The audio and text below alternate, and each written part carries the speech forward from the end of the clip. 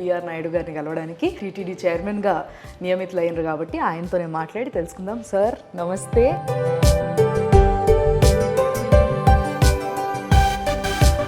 అన్య మతస్థులు అక్కడ పనిచేయడం వల్ల ఎలాంటి లాస్ జరిగింది? అన్నిటికన్నా ఆశ్చర్యం ఏంటంటే ఎస్పీబీసీ ఛానల్లో అన్య మతస్థులు ఉన్నారు. అండ్ మొన్న ఏదైతే చంద్రబాబు గారు బయటకు వచ్చి చెప్పిన విషయం ఉందో దాని తర్వాత చాలా మంది లడ్డు తినడానికి కూడా భయపడుతున్నారు. ఆ వాసన అబ్బాయి ఇట్లాంటి లడ్డు నేను ఎన్ని రోజులు అయింది చూసి. వీళ్ళందరూ సాటిస్ఫై అవుతూ ఉన్నారు మీ డెసిషన్స్తో, బట్ ఒక్కరు మాత్రం చాలా బాధపడుతున్నారు. ఒట్టిగా డిసిషన్ తీసుకోలేదు, మేము స్టింగ్ ఆపరేషన్ చేసాం. ఉందా సార్ ఏదైనా ప్రూఫ్ మీద? వెనకాల 7 కొండలు కాదు, ఇంకొక కొండ ఉంది, 8వ కొండ. Tirumala is the place where టూరిజంకి జాగలేదు, పొలిటికల్గా మాట్లాడడానికి జాగలేదు. యూ బీయింగ్ చైర్మన్ మొత్తం కూడా టీడీపీఏ పాలిస్తుంది అని చెప్పేసి, మరి మీరెందుకు పొలిటికల్గా అంత గట్టిగా మాట్లాడారు? ఆ విధంగా మాట్లాడితే కిందికి వెళ్ళి దిగే లోపల ఆయన మీద కేసు బుక్ చేయాలి. నా మీద 124A పెట్టాడండి, అంటే రాజద్రోహం. ఆయన ఒక రాజు,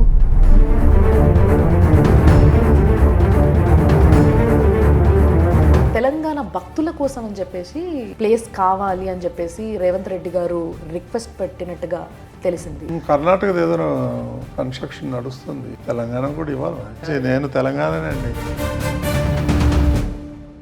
సుమన్ టీవీ ప్రేక్షకులకి నమస్తే. ఈరోజు నిజంగా కొన్ని డెసిషన్స్ విన్న తర్వాత తిరుపతి తిరుమల దేవస్థానం పైన ఏవైతే సవరింపులు జరగబోతున్నాయో అవన్నీ విన్న తర్వాత చాలామంది భక్తులు చాలా సంతోషపడ్డారు.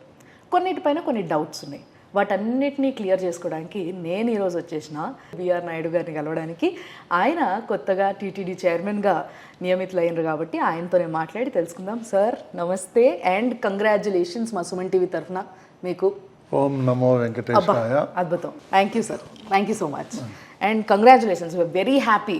సో సార్, మీరు ఇట్లా ఇమ్మీడియట్గా పదవి ఎక్కంగానే ఫస్ట్లీ మీరు తీసుకున్న డెసిషన్స్ ఆర్ లైక్ నిజంగా చాలామందికి ఇట్లా మొత్తం చోలకున్న దుమ్మంతా దులిపినట్టు అయిపోయింది. ఫస్ట్లీ ఎవరైతే నాన్ రిలీజియస్ అంటే వేరే రిలీజియన్ వాళ్ళు, వేరే మతస్థులు అక్కడ పనిచేస్తున్న వాళ్ళు ఎవరైతే ఉన్నారో వాళ్ళందరినీ తొలగించాలి వీఆర్ఎస్లో, లేకపోతే ఇంకో వేరే దగ్గర ఎక్కడన్నా వాళ్ళని అకామిడేట్ చేయాలి అన్న మీ ఆలోచన.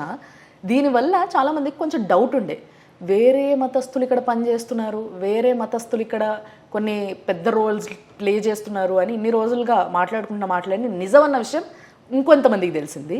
నిజమని తెలుసుకున్న వాళ్ళకి ఈరోజు విముక్తి వచ్చింది నిజంగా. సో దీనిపైన ఫస్ట్ డెసిషన్ తీసుకోవాలని మీకు ఎందుకు అనిపించింది సార్? చాలా నెలల నుంచి నేను దీని మీద వర్కౌట్ చేసుకుంటూ వస్తున్నా. చంద్రబాబు నాయుడు గారికి 1.5 year కిందే నేను అడిగాను, నేను 40 సంవత్సరాల నుంచి పనిచేస్తున్నాను, నాకు టీటీడీ చైర్మన్ చేయాలని ఉంది, మీరు నాకు ఇవ్వాలి అని అంటే ఆయన యూ డిజర్వ్ ఇట్, నేను నీకు గవర్నమెంట్ వస్తే చేస్తానన్నారు.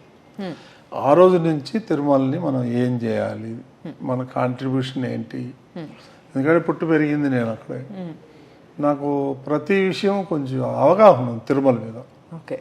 నేను ఎక్కువ 90% తిరుమల టెంపుల్కే వెళ్తాను. సో కాబట్టి దాన్ని ఎలా చేయాలి అనేది హోంవర్క్ బాగా చేసుకున్నాం. సో అందుకని చాలా ఉన్నాయి దీంట్లో. ఒక అన్య మతస్థులే కాదు, చాలా చాలా ప్రాబ్లమ్స్ ఉన్నాయి. సో ఫస్ట్ అన్య మతస్థులు ఒక్కసారి ఒక పాయింట్ చెప్దాం సార్, అంటే ఇప్పుడిప్పుడే తెలుసుకున్న వాళ్ళకి కొంతమందికి ఇంకొంచెం క్లారిటీ కోసం, అన్య మతస్థులు అక్కడ పనిచేయడం వల్ల ఎలాంటి లాస్ జరిగింది అనే విషయాన్ని ఒకసారి మీరు చెప్తే జనాలందరికీ కూడా వినిపించాలని ఉంది నాకు. లాస్ అనేది కాదు, వాళ్ళు సందర్భం వచ్చినప్పుడు వాళ్ళు వాళ్ళ మతాన్ని ప్రోత్సహించటం, హిందువులతోనే అమర్యాదగా బిహేవ్ చేయటం, ప్రసాదాలు ఏమైనా ఇస్తే తీసి కింద పడేయటం అందరూ చూస్తుండగా, ఇలా చాలా ఉన్నాయి. వాళ్ళతో సమస్యలు ఉన్నాయి అక్కడ. అన్నిటికన్నా ఆశ్చర్యం ఏంటంటే ఎస్పీబీసీ ఛానల్లో అన్ని మతస్థులు ఉన్నారు. ఓ గాడ్, వెరీ నైస్. గుర్తించారా సార్ ఏదైనా నంబర్? ఉన్నాయండి, నా దగ్గర ఉంది, లిస్ట్ ఉంది. ఎంతమంది ఉండొచ్చు అది ఇప్పుడు చెప్పటం భావ్యం కాదు. నేను ఒక లిస్ట్ ఉంది, ఇంకా విజిలెన్స్ వాళ్ళు ఎంక్వైరీ చేస్తున్నారు. పక్కా సమాచారంతో వాళ్ళందరినీ పిలిచి కూర్చోబెట్టి మాట్లాడి వాళ్ళతో అంటే దాదాపు ఒక 500-1000 పైగా ఉంటారు. అంత ఉండరు, ఒక 250 to 300 ఉండొచ్చు అనుకుంటున్నాను. Okay okay. ఒక లిస్ట్ అయితే వచ్చింది. వాళ్ళేదో రాత్రి మనం పంపించేయాలా, ఏదో విడగొట్టేయాలా, వాళ్ళ పొట్ట మీద కొట్టాలనేది లేదు. Yes yes. ఫస్ట్ వాళ్ళని పిలిపించి రిక్వెస్ట్ చేసి ఇట్లా ఉంది, హిందూ సంఘాల నుంచి మాకు కూడా ప్రెజర్ ఉంది, చాలా రోజుల నుంచి డిమాండ్ ఉంది హిందువుల నుంచి, కాబట్టి మీరు విఆర్ఎస్ తీసుకొని వెళ్తారా, లేకపోతే మీరు వేరే డిపార్ట్మెంట్కి వెళ్తారా అని కూర్చొని కాంప్రమైజ్ చేసుకుంటాం. వాళ్ళకి అనుగుణంగా ఏ డిపార్ట్మెంట్ అంటే ఆ డిపార్ట్మెంట్కి డిప్యుటేషన్ మీద పంపించడం. నేను కలెక్టర్తో వాళ్ళతో మాట్లాడినాను లోకల్గా, they are ready to take. And ఇంకో విషయం సార్, ఏదైతే దర్శనాల పైన అంటే చాలా గంటలు పడుతుంది పాపం, పిల్లల్ని పట్టుకొని ధర్మదర్శనం చేసుకోవాలంటే మాత్రం అసలు పెద్ద లైన్, దాదాపు ఒక 20 hours దర్శనం పడుతున్న రోజులు కూడా చాలా ఉన్నాయి. సో దీనిపైన కూడా యూ మేడ్ డెసిషన్, ఏఐని వాడుకుంటూ ఒక 2 నుంచి 3 గంటల్లో దర్శనం అయిపోవాలి అనేది. ఇది ఎట్లా సార్, ఎట్లా జరుగుతుంది అంటారు? ఇది మీరు అన్నారు 20 గంటలు కాదు, 30 గంటలు ఉన్న రోజులు కూడా ఉన్నాయి. ఒక వ్యక్తిని 30 గంటలు బయటికి రానియకుండా, ఇంకా లోపల పోనీయకుండా వాళ్ళని ఆ రూమ్లో పెట్టి లాక్ చేసే రైట్ మనకి లేదు. నా పర్సనల్ కదంటే అది మానవ హక్కుల ఉల్లంఘన అవుతుంది. సో అందుకని నేను దాని మీద బాగా ఎక్సర్సైజ్ చేసి నిన్న బోర్డులో ప్రజెంటేషన్ ఇచ్చాను నేను. మనం ఇంకా పాతకాలంలో ఉన్నాము, ఆర్టిఫిషియల్ ఇంటెలిజెన్స్ని ఉపయోగించుకొని వచ్చిన భక్తుడికి వచ్చేటికే స్కాన్ చేస్తే ఫేస్ స్కాన్, అందులోనే ఆటోమేటిక్గా నీ దర్శనం టైం వచ్చేస్తుంది. ఆ టైం ప్రకారం అతను వెళ్తాడు, ఒక 1/2 hourలో దర్శనం చేసుకుంటాడు, ప్రసాదాలు తీసుకొని వెళ్ళిపోతూ ఉంటాడు. అది మనం ఎందుకు చేయకూడదు అనేది నేను. సో ఆల్రెడీ కొన్ని మల్టీనేషనల్ కంపెనీస్తో సంప్రదిస్తున్నాము. వాళ్ళ నాలెడ్జ్ తీసుకొని, వాళ్ళ టెక్నాలజీ వాడుకొని వాళ్ళతో మాట్లాడి అతి త్వరలో చేద్దాం అనేది మా ఉద్దేశం. ఫ్రాడ్ జరగటానికి కూడా లేదు, వేరే ఏ సాకులు వినిపించవు, అండ్ చాలా ఈజీగా అయిపోతుంది, జల్దీ అయిపోతుంది, అందరికీ మనశ్శాంతి. ఒక 10 hours ఉందనుకోండి వెయిటింగ్ పీరియడ్, వాళ్ళు పక్క సరౌండింగ్ లో ఉన్న టెంపుల్స్కి వెళ్తారు, ఎక్కడో ఉంటారు, షాపింగ్లు చేసుకుంటారు, ఆ టైంకి వస్తారు, దర్శనం చేసుకుని వెళ్ళిపోతారు. అసలు ఏం చేయకుండా తిరుమల కొండ పైన తిరుగుమన్నా కూడా హాయిగా తిరుగుతారు, రూమ్లో పెట్టి లాక్ చేయకుండా. Absolutely right, correct decision sir ఇది కూడా. అండ్ మీరు తీసుకున్న అత్యద్భుతమైన డెసిషన్ ఇంకోటి ఏంటి అని అంటే, ట్యూస్డే రోజున లోకలైట్స్కి దర్శనం కల్పించడం. ఇది నిజంగా నేను చాలామంది లోకలైట్స్ అక్కడ ఉండే వాళ్ళు, ఒక 3-4 ఫ్యామిలీస్ తెలుసు నాకు, వాళ్ళని అడిగితే మీరు ఎక్కడి నుంచో వచ్చి రెగ్యులర్గా వెళ్తారు కానీ మేము ఇక్కడే ఉంటాం కానీ అసలు స్వామివారిని చేరుకోవడం కష్టం మాకు అనే విషయం కొంతమంది చెప్తారు. సో నిజంగా వాళ్ళ ప్రాబ్లమ్ని మీరు అర్థం చేసుకున్నారు. ఎట్లా ఇది? అవునండి, ఇది గతంలో ఉండేది వాళ్ళకి. మంత్లీ ఫస్ట్ ట్యూస్డే ఒక 5-6 వేల మందికి దర్శనం కల్పించే ఇది ఉండేది. తర్వాత తీసేసారు, ఎందుకు తీసారు తెలీదు. అది చంద్రబాబు నాయుడు గారు కూడా యాక్సెప్టెడ్ అది. తర్వాత పవన్ కళ్యాణ్ కూడా మాట్లాడాడు నాతో ఈ సబ్జెక్ట్ మీద. ఎలక్షన్లో కూడా వాళ్ళు చెప్పినట్టున్నారు.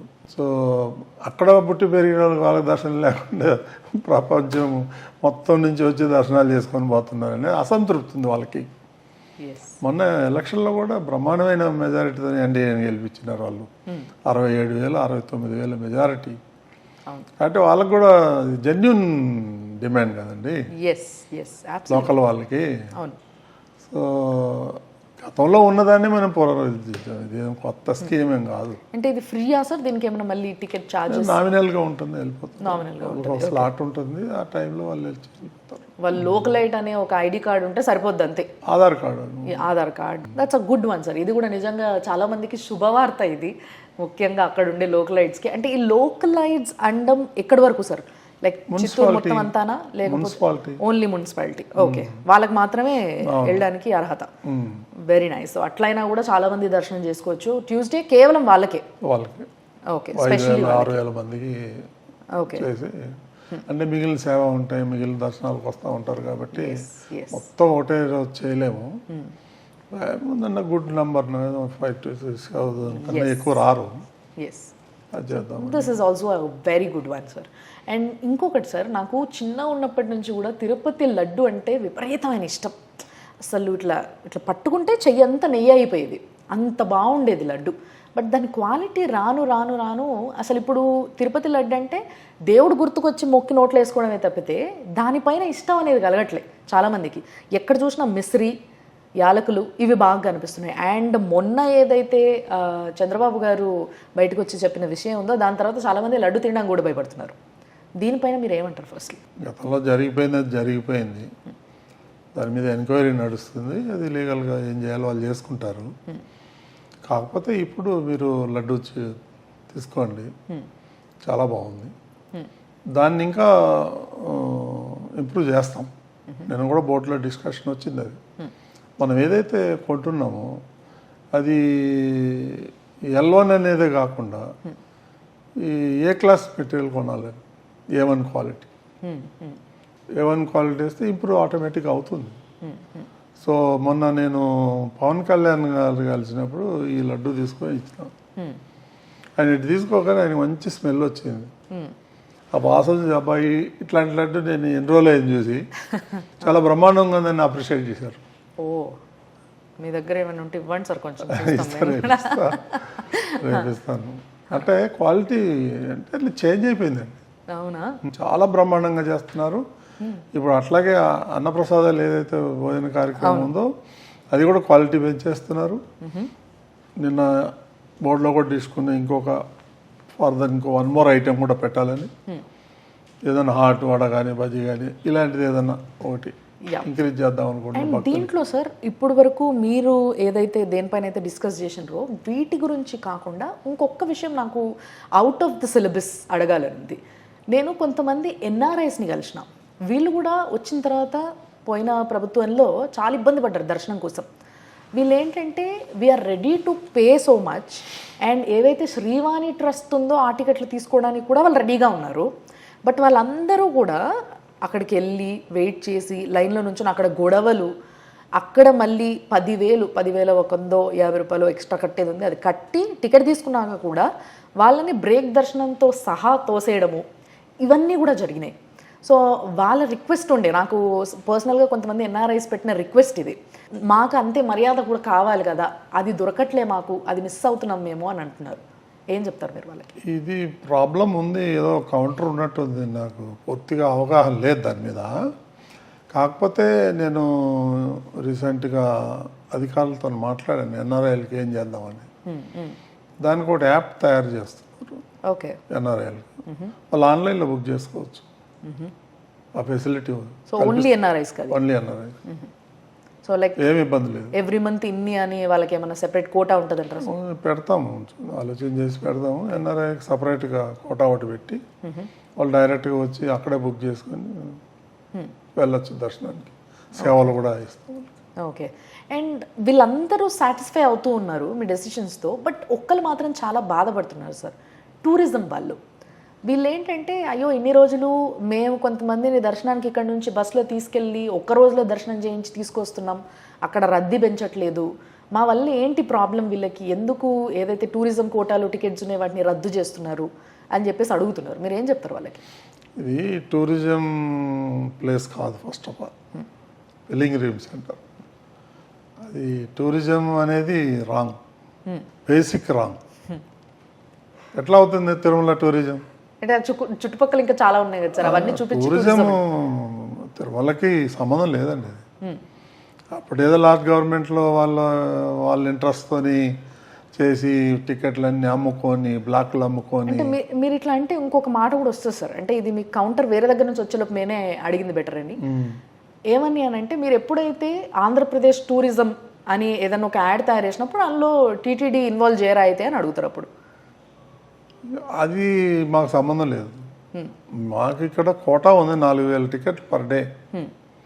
అంత బ్లాక్లో మ్యాక్సిమం బ్లాక్లు అమ్మేసుకుంటున్నారు. I have a record. మేము స్టింగ్ ఆపరేషన్ చేసాం ఈ టూరిజం వాళ్ళ మీద. 300 రూపాయల టికెట్లు 3,300కి అమ్ముతున్నారు. 500 రూపాయల టికెట్ 5,000కి అమ్ముతున్నారు. నేను రికార్డ్ మాట్లాడద్దు కానీ నేను కూడా ఒప్పుకుంటున్నా ఈ విషయాన్ని.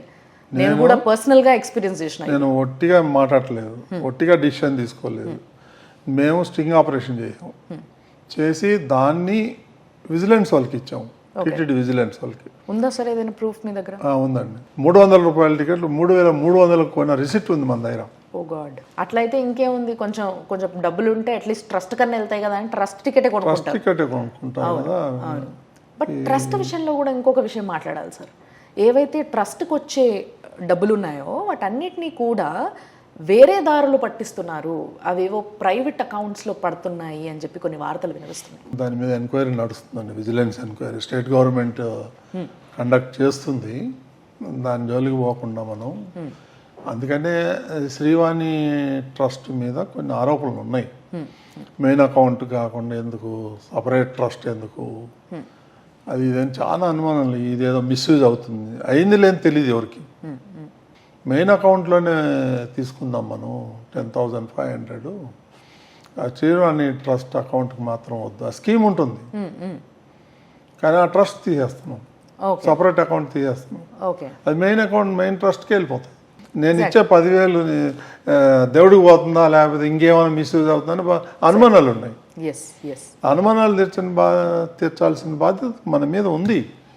సో అందుకనే నేను బోర్డులో పెట్టి పర్మిషన్ తీసుకొని దాన్ని శ్రీవాణి అనేది ఇది చేసి మెయిన్ అకౌంట్లోనే వేయండి, ఆ అకౌంట్ క్లోజ్ చేద్దాం అనేది తీసుకున్నాం డిసిషన్. సో దట్ పబ్లిక్ కి కొంచెం ట్రాన్స్పరెన్సీ పెరుగుతుంది దానిపైన. So yeah, it's a good decision. Public కి నమ్మకం కలిగేలా దేవుడి మీద, మా మీద వదిలేయండి, దేవుడి మీద నమ్మకం కలగాలంటే ఇలాంటి కొంచెం చిన్న పనులు చేయాలి మనం. మీకు బాగా భక్తి ఎక్కువ కదా సార్? అదే వెంకటేశ్వర స్వామిని మొత్తం ఇక్కడంతా నింపేశారు మీరు. సో వెరీ హ్యాపీ అసలు ఇలాంటి డెసిషన్స్ అన్నీ కూడా నిజంగా. బట్ ఈ భూముల విషయంలో ఏదైతే శారదాపీఠం భూముల లీజ్ విషయము అది రద్దు అన్న దానిపైన కోర్టు కేసు నడుస్తుంది. సో దీని విషయంలో మీరు ఎలాంటి నిర్ణయం తీసుకోబోతున్నారు, ఏం చేయబోతున్నారు? ఆల్రెడీ నిర్ణయం తీసేసుకున్నాము. దాని మీద విజిలెన్స్ కమిటీ వేశారు. ఆయనకి 500-550 గజాలు ఇస్తే 1000 గజాలు కబ్జా చేశాడు. సో కబ్జా చేశాడు అంత 100% డీవియేషన్.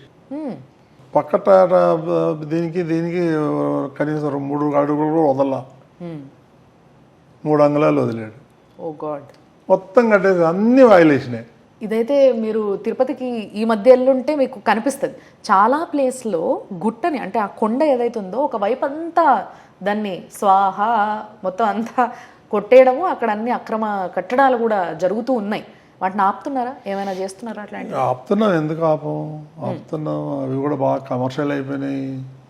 అక్కడ ఉండే వాళ్ళు కూడా కొంతమంది దానివల్ల వేస్టేజ్ ఎక్కువ వస్తుంది అక్కడి నుంచి, వాళ్ళు డిస్పోజ్ చేయరు. మళ్ళీ టీటీనే డిస్పోజ్ చేయాలా. వెనకాల 7 కొండలు కదా, ఇంకొక కొండ ఉంది, 8వ కొండ, చెత్త కొండ.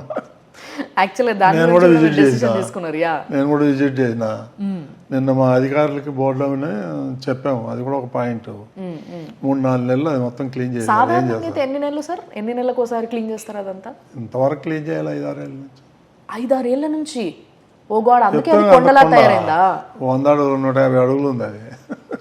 వామ్మో, దానివల్ల చాలా వ్యాధులు వస్తాయి కదా సార్? వస్తున్నాయి. సో దట్ అందుకోసమేనా మీరు 4 to 5 months లో 2 కొండల మధ్యన వెళ్ళి పోసేసారు. ఈ రెయిన్ వాటర్ వస్తుంది కదా 2 కణాలు, అక్కడ సాగ్నేట్ అయ్యి కుళ్ళు వాసన. అది సో దీన్ని 4 to 5 months గ్యాప్ లో మొత్తం అంతా కూడా ఏం చేస్తారో నాకు తెలియదు అన్న.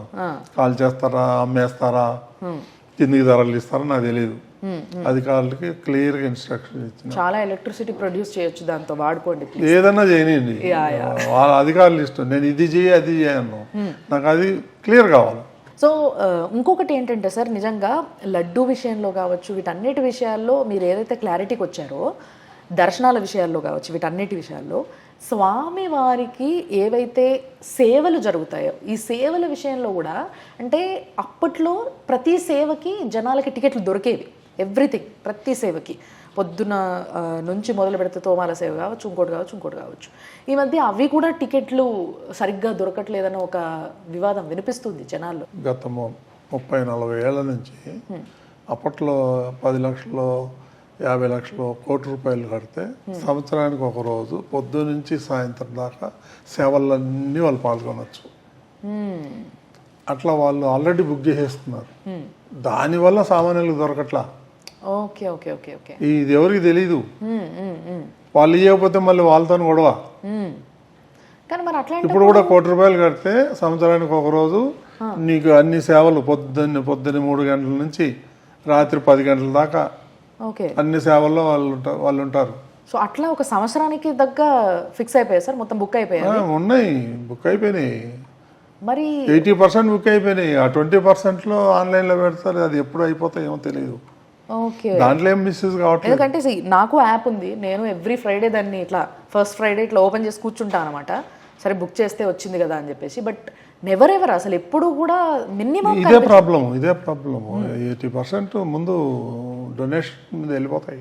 సో నిజంగా దీనిపైన కూడా కొంచెం దాంట్లో ఏం ఆపవలేదు, దాంట్లో ఏం మిస్యూజ్ జరగట్లేదు.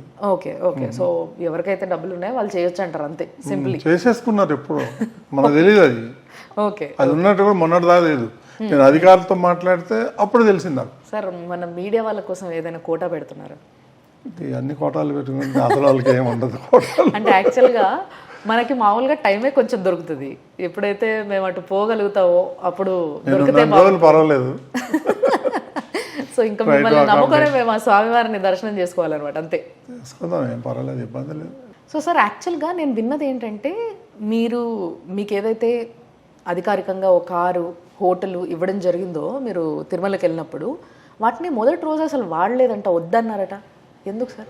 ఎందుకు వాడాలి? ఎందుకంటే మీ హక్కు కదా సార్ అది. హక్కు కరెక్టే.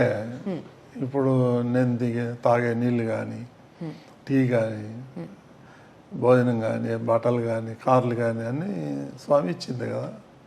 డెఫినెట్లీ ఆయన ఇచ్చబట్టే మేము ఈరోజు ఈ స్టేజ్లో ఉన్నాం.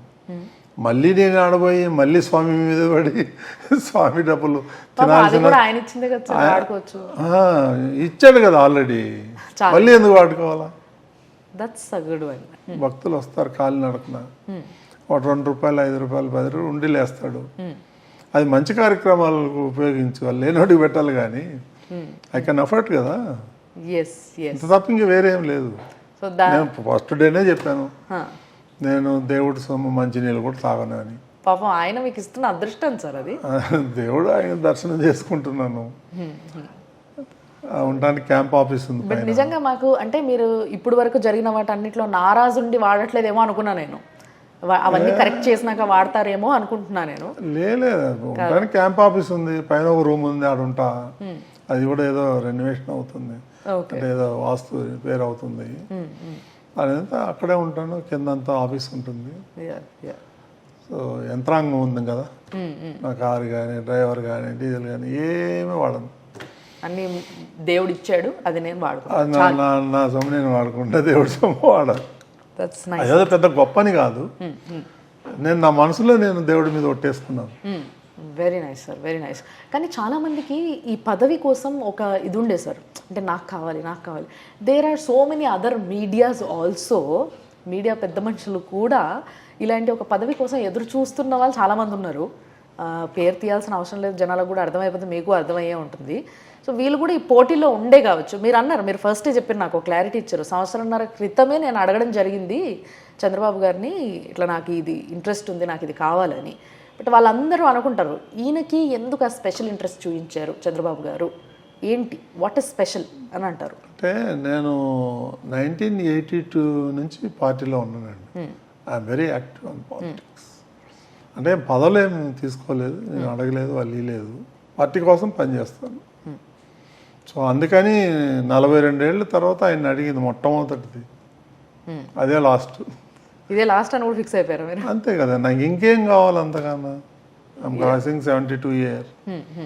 అంతా చంద్రబాబు నాయుడు గారి అనుగ్రహం అంతా. నేను అంతే, స్వామివారి అనుగ్రహం తర్వాత ఆయన అనుగ్రహం.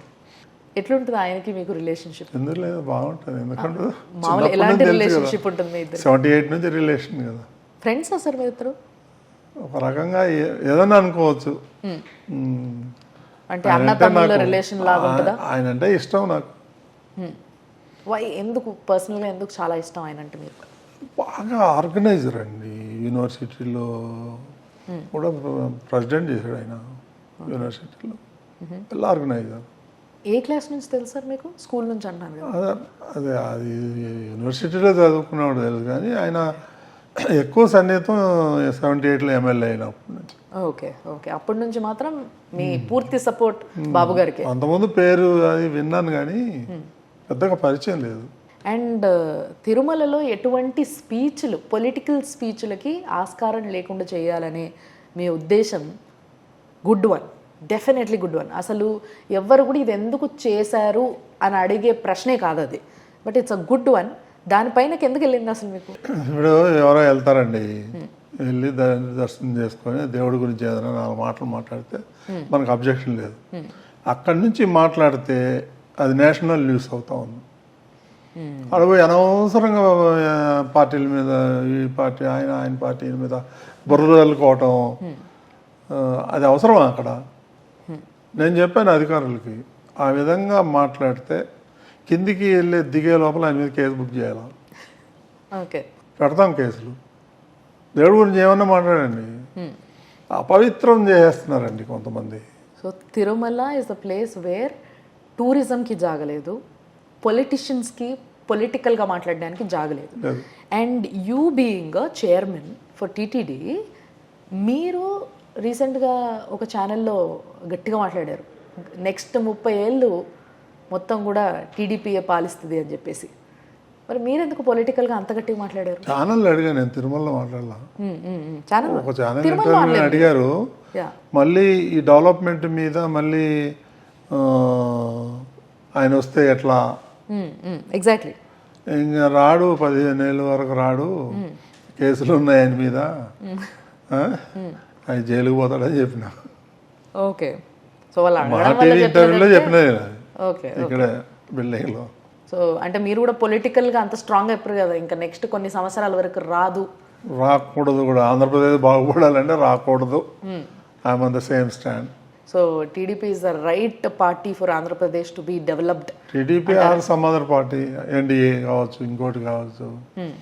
జగన్ వస్తే మాత్రం మళ్ళీ సర్వనాశనం అయిపోతుంది రాష్ట్రం. అంతవరకు నేను చెప్పగలుగుతాను. ఓ గాడ్. మరి ఇప్పుడు ఆయన పైన కేసుల్ని పటిక్షన్ చేస్తున్నారా మొత్తం అంతా కూడా? అది తెలియదు నాకు. అంటే హీ స్టిల్ అవుట్ సైడ్ కదా. నేను మీడియా నడుపుతున్నా, నా మీద 124A పెట్టాడండి, అంటే రాజద్రోహం. ఆయన ఒక రాజు, నేను ఆయన ఏం ద్రోహం చేశాను? ఏం ద్రోహం చేశామండి? దేనికోసం పర్టికులర్లీ దేనికోసం ఈ కేసు మీ పైన? కక్ష, ఆయన భజన చేయాలా, అంతే, ఇంకేముంటుంది. ఓకే, అంతే కదా. మూర్తి గారు డివైడ్ చేస్తున్నాడు, అందులో జడల శ్రవణ్ కుమార్ అని ఒక ఆయన అడ్వకేట్ కమ్ ఎక్స్ జడ్జి, ఆయన లైవ్లో వచ్చి ఒక పేపర్ చూపించాడు. ఇట్లా చూపించి, ఇగో ఇది లిస్టు, పలానా వ్యక్తి పలానా యూనివర్సిటీకి పలానా వ్యక్తిని సెలెక్ట్ చేయమని చెప్పి రికమెండ్ చేయాలని ఒక 22 యూనివర్సిటీలు. ఆ పేపర్ తీసుకొచ్చి ఎగ్జిబిట్ చేశాడు. దానికి చైర్మన్ నాకేం సంబంధం, యాంకర్కి ఏం సంబంధం? చర్యలు తీసుకోవాలంటే ఆ పేపర్ ఎక్కడి నుంచి వచ్చిందని ఆ ఎగ్జిబిట్ చేసిన మీద పెట్టాలా? మా అందరి మీద పెట్టారు సిఐడి వాళ్ళు, మమ్మల్ని తీసుకెళ్ళిపోయారు సిఐడి వాళ్ళు వచ్చి. చాలా ఇబ్బంది పెట్టారు సిఐడి ఆఫీసులో పెట్టి 3 రోజులు 4 రోజులు. దాని మీద రాజద్రోహం అంట. ఎట్లా వచ్చేది? అది కంప్యూటర్ సంతకాలు ఏమీ లేవు, ఒక పీస్ ఆఫ్ పేపర్ ఇట్లా దీని మీద. ఓకే, నేను సుప్రీంకోర్టు పోయి బెయిల్ తెచ్చుకోవాల్సి వచ్చిందమ్మా. మీరు ఇక అరెస్ట్ చేస్తే 2 ఏళ్ళు బెయిల్ కూడా రాదు. అప్లికేషన్ తీసుకోరు, బెయిల్ అప్లికేషన్. అంత పవర్ఫుల్ సెక్షన్ అది. మా మీద, ఏబిఎన్ మీద, అందరి మీద బుక్ చేశాడు, రఘురామకృష్ణరాజు మీద. అంటే మామూలుగా ప్రతిసారి గవర్నమెంట్ మారినప్పుడు ఇదే ప్రాబ్లం అవుతుంది సార్. అంటే మీడియాను కూడా ఇన్వాల్వ్ చేస్తున్నారు ప్రతిసారి. మీరు కూడా గవర్నమెంట్ మారినప్పుడు అంతా అని కాదండి, అది ఒక డిఫరెంట్ క్యారెక్టర్ అండి. అనవసరం ఆయన గురించి మాట్లాడతాం. అట్లా ఎవరు ఏ చీఫ్ మినిస్టర్ చేయరండి, ఏ స్టేట్లోనూ చేయలేదండి. అండ్ ఇంకొకటి సార్, తెలంగాణ భక్తుల కోసం అని చెప్పేసి తిరుమలలో కొంత ప్లేస్ కావాలి అని చెప్పేసి రేవంత్ రెడ్డి గారు రిక్వెస్ట్ పెట్టినట్టుగా తెలిసింది. నా దృష్టికి రాలేదండి. మీ దృష్టికి రాలేదు? నా దృష్టికి వచ్చింది, ఇక్కడ ఎమ్మెల్యేలు ఎంపీలకి వెళ్తే దర్శనం ఇస్తున్నారు, ఓకే, వాళ్ళు రికమెండేషన్ చేస్తే వాళ్ళకి అలౌ చేయట్లేదు అనేది ఒకటి ఉంది. అవును, మొన్న మొన్న ప్రభుత్వంలో అదే జరిగింది. కాబట్టి దాని గురించి అది ముఖ్యమంత్రి నిర్ణయం తీసుకోవాలి. ముఖ్యమంత్రి నిర్ణయం తీసుకున్న తర్వాత బోర్డులు పెట్టి చేద్దాం. Okay okay. సో ఈ భక్తుల కోసం భూములు అనేది మీ దాకా ఇంకా రాలేదు. ఓకే. సో దాని గురించి కూడా చూడండి సార్, లైక్ చాలామంది భక్తుల కోసం ఒక ఆశ్రమం కడతారా ఏం కడతారా అనేది it's between you and him. కర్ణాటకది ఏదో కన్స్ట్రక్షన్ నడుస్తుంది. తెలంగాణ ఉంటే జాగా ఉంటే ముఖ్యమంత్రి పర్మిషన్ తీసుకొని తెలంగాణ కూడా ఇవ్వాలి మరి. డెఫినెట్లీ. మేము పెరిగిందంత ఇక్కడే కదండి, 53 ఏళ్ళ నుంచి విడిపోయి కలిసే ఉంటున్నాం కదా సార్. విడిపోవడం అంటే 53 ఏళ్ళ నుంచి నేను తెలంగాణనే అండి. Very nice sir, very nice to know. నిజంగా thanks a lot sir, thanks for the time and all the best. చాలా సంతోషం. మళ్ళొకసారి సుమన్ టీవీ తరఫున మీకు కంగ్రాచులేషన్స్. ఓకే అమ్మా, we are very happy. Thank you.